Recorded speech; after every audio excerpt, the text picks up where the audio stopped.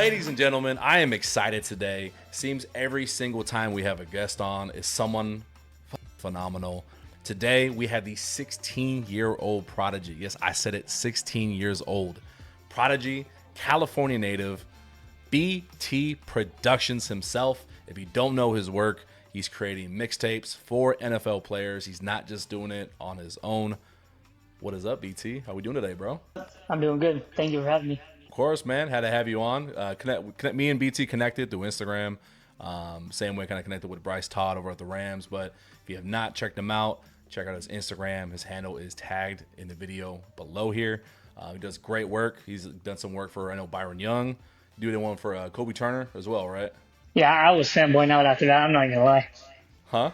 I was fanboying out after that. I'm not gonna lie. How did that even happen? Because it's not just you're not doing it for if you scroll through TikTok, those who scroll through Instagram, you'll see a bunch of people just kind of do it for fun. But you've actually had conversations with these guys and created these clips for them. So how does that even come about? Yeah, no, that's probably been my favorite part about the whole process. Honestly, you have to get their attention first. Usually, I just shoot a DM. Biggest thing for me is respect. You want to be upfront, but also respectful about what you're doing. So I usually just ask them if I can make a mixtape, what song they'd want. And Kobie, that process was probably it was easy compared to Byron Young, because I didn't tell you this yet, but so when I did Byron Young, he got back to me when I was at a party. Yeah. So I had no connection, and I'm just over there probably in the corner of so it was in the little basketball court where they had it. And then I'm just in the corner on the table stressing out, looking at my phone, because the biggest thing was the quality, and not being home. It's you couldn't get good quality. We exchanged phone numbers. We tried Instagram. We tried iMovie. We tried this thing called WeTransfer. It's where you get a video or photo, upload it, copy and link, and send to them. Nothing worked. So that's kind of chaotic. So you're sitting here. Was Byron the first guy that you worked with off the Rams? Yes. Yeah. So it's your first you're making a video for an NFL player. Yeah, no, that's what I was stressing too. I'm I can't mess this up. Yeah, I can't mess that up. No. How what were you thinking in that moment? You're like, man, please don't fuck this up. Please don't. No, seriously, I was like, okay, come on, just let's get some way to do it, because I was stressing the whole time. And then probably he just said, you know what, this is good enough. I'll just post it. That's why Quality's a little bit dumbed down compared to the Kobie Turner one. Yeah. But no, he is cool about it. He is very understanding. Definitely. So even for myself, man, even last year when I was doing the start of this podcast, trying to figure out okay, cool, I recorded everything, I got all the audio on a separate file. Damn, how do I move this 5 gigabyte, me talking for 60 minutes? How do I move it over to for editing? And that was a whole process. So trying to get it over to somebody else that's remote, it sucks. It's one of those learning pains that obviously you're going through in half the time than I did, because I'm 32. You are how old, sir? 16. 16, and this man is doing video clips, editing for NFL players. I gotta ask, man. So I called you a Prodigy for a reason. How did you get started so early, and what drove you to start kind of doing this thing on your own? So honestly, I wasn't into football until I'd say 4th grade, when I got off the game and watched. It was a Rams Seahawks game. I remember that pretty vividly, because John Johnson had that interception on Russell Wilson.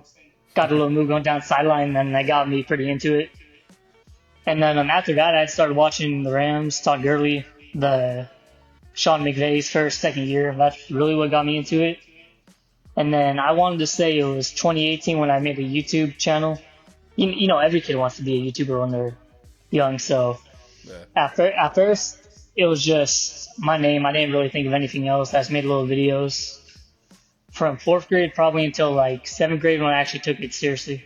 Taking it seriously though, for most people, that's just messing around and either copying, pasting, or just resharing videos. But you went in depth and you download the software. You're sitting here actually creating the clips yourself.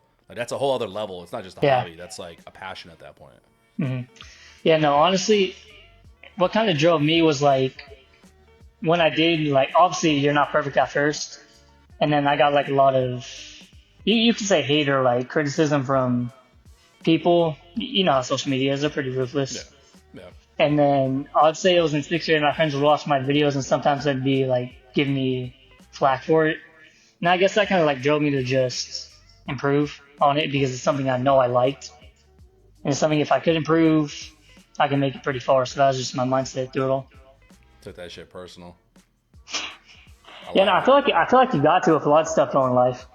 I If you feel want like to if put you're not, anything about yeah. yourself out there, like you got to have thick skin because you're putting yourself out there. Obviously, you're Hmm. not putting like your full name on there. Like you've got your handle on there, Yeah. but people know it's you. Like your friends and family are gonna know it's you. So Oh yeah, no, I get called yeah, BT more than I get called my actual name outside of like this, so it stuck around for sure. so you're starting so young. The natural question is like, oh, are you gonna like go into videography? Or gonna go into cinematography? What do you plan to do with this? Is it you just gonna stay as a hobby? Do you plan Well, on going to school for this? if I don't make it pro, which chances are low, so that's why I'd like to build this up. And then next year I'm taking advanced filmmaking classes. I talked to the video teacher there, and he said he thinks I could make it pretty far with it. He mentioned nationals. We have this thing called the Slick Rock Project. It's pretty much where you make your own video, submit it to like this competition, and we've won probably like a few straight years. This past year, I was talking to him like before school started, and we won 8 out of the 16 videos there. So Nice. yeah, it's And pretty then, competitive. and I know you guys are based here in California.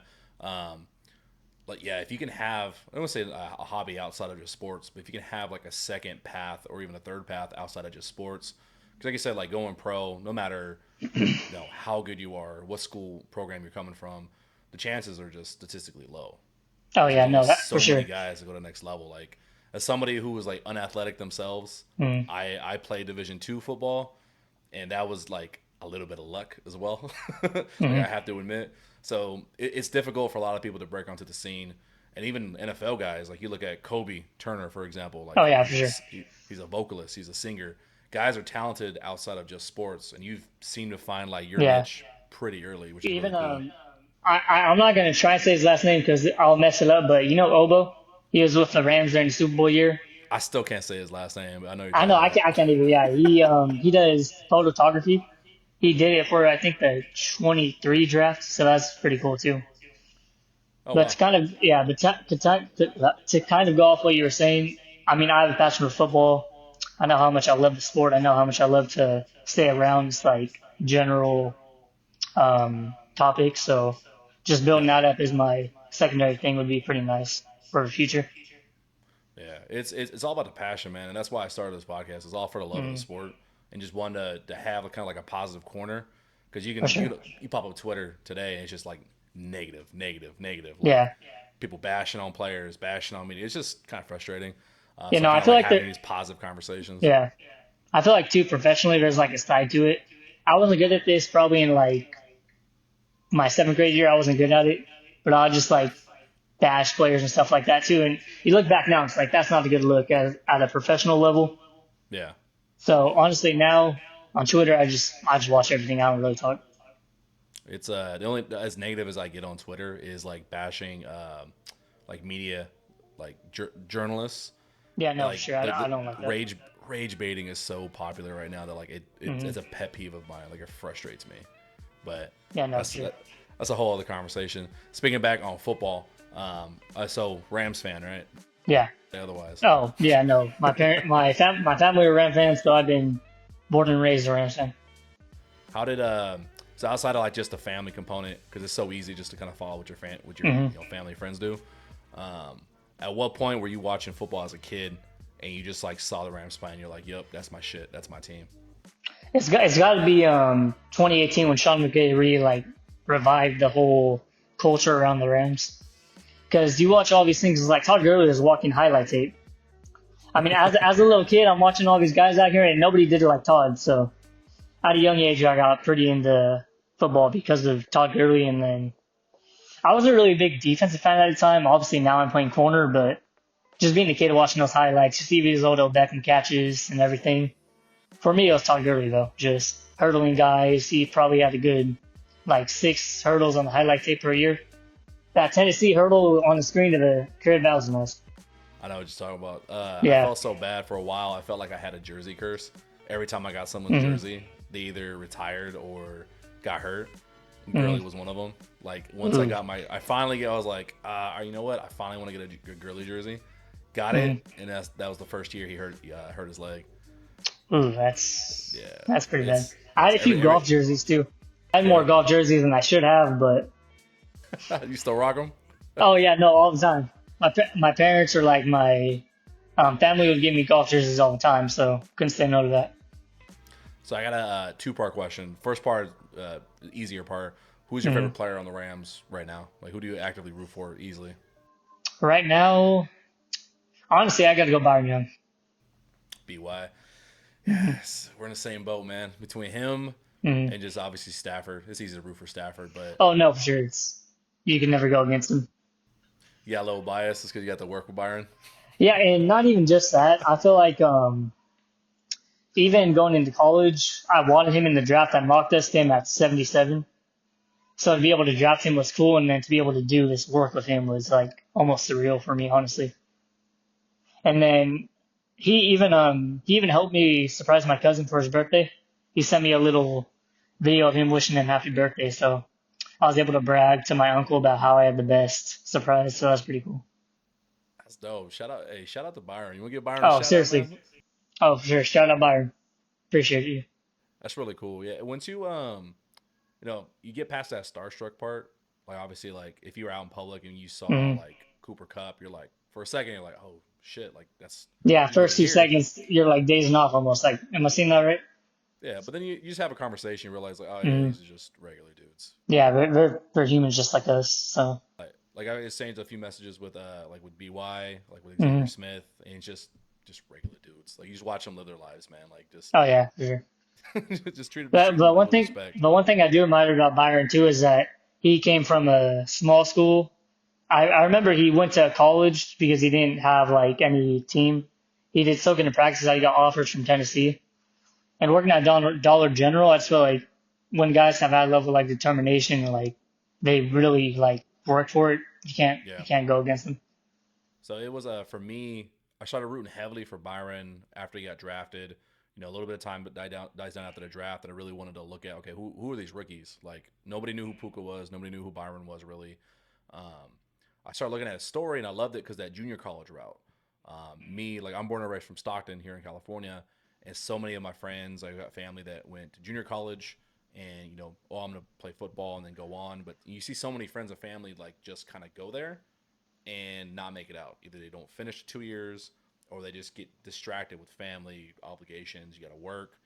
Um, like you rarely see anybody make it out of there. So being able to see him to do that, to work the full time jobs, like multiple, and get into Tennessee, like it doesn't matter how talented you are, like that's a level of work Oh, that's for sure. ridiculous.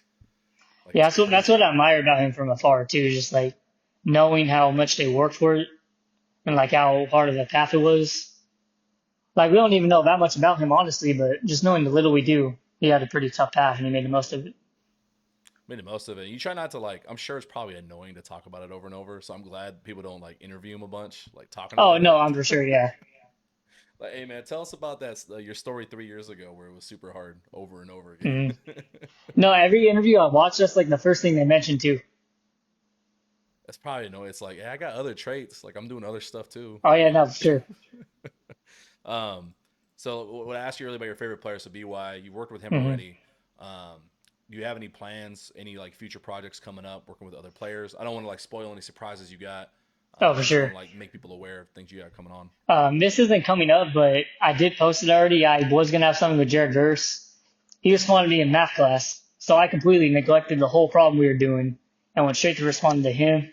It's kind of like what you're saying, how you're just like I was shocked and kind of like fanboying for a second. I was like, after I responded, I'm like, okay, I got to get back to the question.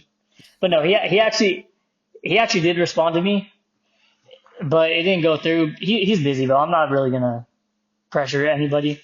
I think I have something with Leonard Floyd coming up, so that's pretty cool.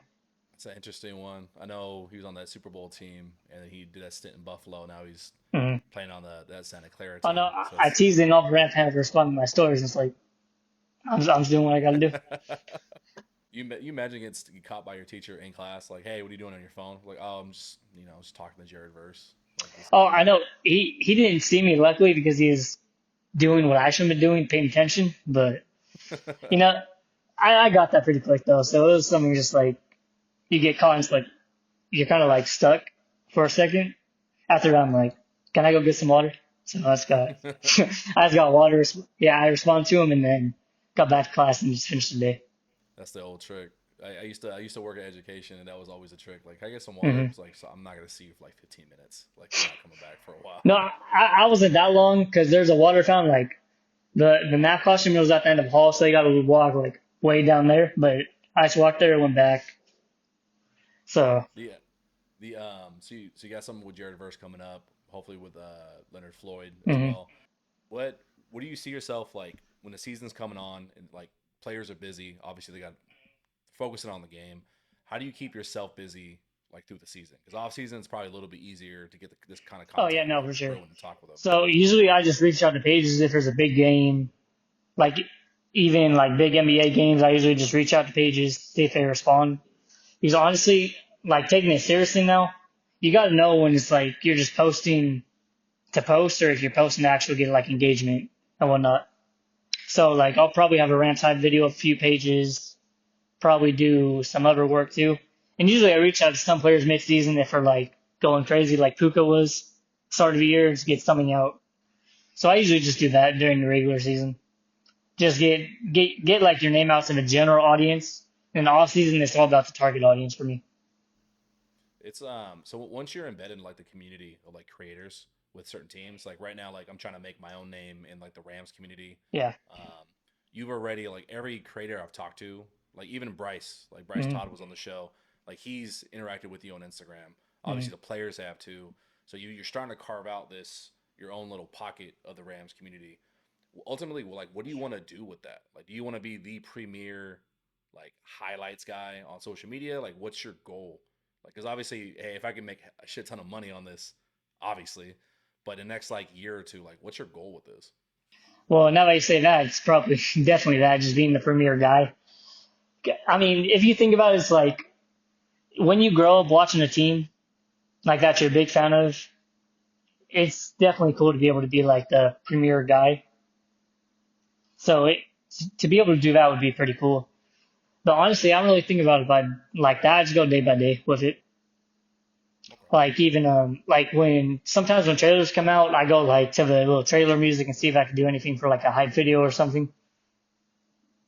Honestly, Okay. yeah, my mind's always kind of just like, what can I do to get better? And that's everything I do with my life, academics, school, sports, editing. That's kind of a mindset I carry with myself. That's a good. It's a good transition. It's almost as if I sent you the outline for this or something. Because I was gonna ask, man, when I was 16, like I could only focus on like two things that was like Mm. school and football, like let alone another hobby on the outside that's turning into like a potentially lucrative passion of yours. Like, where did you get the confidence at such a young age to one put your name out there and do this, and then two, was there anybody that you drew in for inspiration from, like as you're crafting this? Because it's hard for hmm something like that to just go on your own and figure it out. No, honestly, I just wanted to put my name out there. Like I wasn't really scared of it. Because the more you put your name out there, it's like not much can go wrong, to me at least. You get your name out, and I was even talking to some of my family about this. Like any sort of like any sort of like interactions you get, it's still positive. Even if it's like somebody bashing you, it's still gonna work in your favor in the algorithm. So I always had the mindset like I don't really give a damn what you say about me. I'm just gonna do what I enjoy to do and always improve off of it. I appreciate that, man. Like especially, I keep saying this. I feel like an old ass dude. But like especially if, like you as a young kid, um, I don't know what like mentality of a lot of other dudes your age are like, but it just seems like what you see on social media is just a lot of negativity, like a lot of just criticism. And so to be able to stand out and put your name out there with your business that you're growing, I gotta applaud you, man. So keep up the good Thank you, work. Yeah, keep up the good work. thank you. What kind of stuff do you like watch yourself? So obviously you're trying to create that content hmm for people to watch. What do you watch? What do you listen to? Is there like do hmm you have like a go to like channels that you're trying to draw inspiration from? You want to shout them out? I like Pain Productions on Instagram. I think his handles like Pain Productions YT. He's actually pretty big. Something I might implement in the future is like he does a bunch of reels. I get like a bunch of interactions. So he's done work with Cam Newton too. So just seeing how he built his page up, kind of like what I do when I watch like mixtapes. I like watch it, I probably screen record it and then go back and like try and see what they did. Like if they removed the background or if they did something with the text. Just Yeah. something like that. And then even watching a few like other guys, I should probably start following people when I like their posts, but I don't. So I can't go back to it. But I was just like watch on my like little Instagram page, just scrolling, seeing what guys are doing, and seeing how I can implement It's whatever they do into my videos. it's a fun. I'm not sure how you feel, but like for me, there's only a few that I'll like watch right now because like my Mm-hmm. creative space is obviously different than yours. There is some editing involved, like graphically, and then like how to do my backdrop and things like that. Oh, for sure. Where I want to draw inspiration, but I don't want to like just straight up copy people. No, yeah, that's my problem too, because I'm It's like hard. looking, it's like, okay, if I copy this, it doesn't feel like You want to bite it. someone's style, Yeah, like no, it just feels wrong to do that. So I kind of just like, okay, I think what you did is a good idea. I'm not going to copy it. I'm just going to take inspiration from it into the next video. I do have this one video. It was the Rams Colts little hype video. And I took inspiration from this one like Florida. He is doing some work for like Florida Gators. And I used the same song and everything, but I thought what he did was pretty dope. what do you And then think? even on some shots, he like zoomed in. It's like, okay, if I could put a keyframe there, and zoom it in, that'll make it look a lot cooler. It's just the little things like that I just catch on to. Let's do this. It's off season. We're in that space where there's like no news. There's nothing to talk about. There's no trades happening. The draft is done. The guys are in SoCal just busting their ass working, and we gotta wait until preseason. So I'm gonna hit you with some over under questions. I'm gonna give you a name, a number, and you tell me what's the over under on it. All right. So first two names we talked about them already. Byron Young. I'm gonna say 8.5 sacks. You think over or under? No, over for sure. I just feel like when you have such a deep rotation, obviously you don't have Aaron Donald, you're not going to replace him. But I feel like our rotation is so deep this year that he'll be able to just make plays on his own. Because I saw this advanced stat from Kobie Turner. He has double team more than AD last year, and he still got in. Obviously, he's not Donald. Not saying he is, but Yeah. if he gets double teamed like that and still beats guys, I think it'll just open the room for Byron Young and even Jared Verse. It's a weird thing, man. Like it's just because you're playing next to like a goat or like a talented player, it doesn't lessen your ability. Like it's not like oh you're only benefiting because of him. Like yeah, you're benefiting, but you still got to go out there and do the work. Like guys ain't gonna move out the way. When you're one on ones, when you get them, stuff like that. Yeah, you still got to. So we think over. I agree with you. I think he's gonna have double digit sacks this year. I'm rooting for Byron on that one. All right, Jared Verse, same number, 8.5 sacks. Over under. Again, I'm gonna say over. Damn. Okay. A little bit of a hot take, but he is probably my favorite edge in the whole class. I feel like just his overall game, he's like he also has the first step, kind of like Byron Young. I feel like he's strong too. You watch his highlights against the Gators, he just pushes the lineman and puts the quarterback on his ass there that way. Aaron Donald did the same thing too, so it's like somebody's got to translate. Well, it's funny because I know I just watched the interview Byron did this week where he was talking about like his main focus in the offseason. He put on 10 pounds of muscle and he was working on his technique. Like he was so raw his rookie year that like if him and Verse can like work together on the craft and like take things from each other, like dude, they could both have double digit sacks. That'd be dope. I saw their little Instagram post. Byron Young made Jared Verse look small, and that's hard to do. Wait, I don't think I saw that one. I'm about to see. I'm about to look at that one. Let's go to the next one. All right, Matthew Stafford, 35 touchdowns over under. Oh, that's a hard one. I'm gonna say under. I'm gonna say under just because I feel like we're gonna run the ball a lot more this year. But it would not shock me if he does that because you have weapons like Healthy Cup, Puka, Tusu, Demarcus Robinson, and then obviously you got Parkinson, Tyler Higbee. I think Davis Allen came on at the end of last year too. So can he do it? Oh, for sure. But I don't think he will just because I feel like we're gonna run the ball a lot more this year. You're not gonna spend a third round pick on a guy and not run the ball. I think, man, I almost wanted to say draw because I actually think he'll hit right on 35. So just to be opposite, I'm gonna say over. I think he gets like 36, 37. I don't think he hits the 40s because the same thing. It's so hard to judge because like we all know McVay went away from run game midseason. Joe Brand fans crazy. Yeah, they do like to throw it in the red zone though. Like as much as they'll run the ball, Kyron could have had more touchdowns than he did last season. I feel like that's what killed us in the Detroit game. You ran the ball, you passed the ball too much in the red zone. Let's see next one. So I'm gonna move back over to the defensive side. Cam Curl, new free agent addition, 5 interceptions. 5 interceptions over under. I'm gonna go under just because he hasn't showed consistently the ability to make plays. But I think he can. Just Okay. knowing how we're gonna use him in his defense. He's kind of like a guy who can do it all, like Quinn Lake. So I don't see it happening, but he could definitely come out of nowhere and get 5 picks. Tell you what, though, getting him for that deal, that's a bargain. Dude, It's kind I of funny because the day we signed him, I was probably the happiest man ever going to sleep thinking we got DBs, and then yeah. wake up the next morning, Aaron Donald retires, and it's like, well, I so much for was that. dude, I was so pissed about that. Random anecdote. I posted on the Rams subreddit like Aaron Donald's story. Like he was saying something about like he was celebrating something, or he was like watch this, like something's coming soon.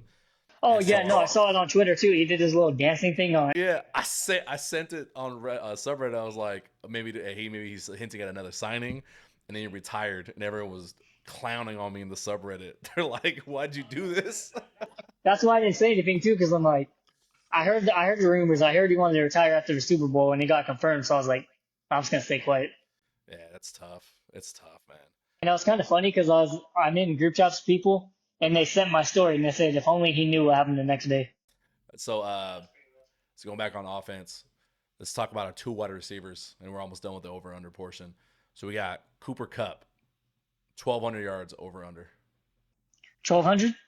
Yeah, I'm gonna say over. over. Okay. Puka Nakua, 1,200 yards over/under. I can't say no to Puka after the year he just had. That's hard. I can't say no to that. All right, so you say over. I'm gonna say under on Puka. I think Puka ends up having more touchdowns, and maybe around like he breaks 1,000, but just shy of 1,200. And I think Cooper. So it's so hard to judge though, because like I feel like the one game they were both on was the Baltimore game, and then That they was just like flip that was flopped, one. and yeah. That was the other one. That's the Rams offense though. They sway with what's needed. Like they're not just gonna spam somebody just for the sake of it. Um, Unless you're Yeah. in the red zone, then we'll pass the ball when Kyron's going off. so last one, the betting odds for the Rams in 2024 is 8.5 wins, over or under. Over by a mile. Like Yeah. I feel like we're getting so disrespected by Vegas. It's crazy.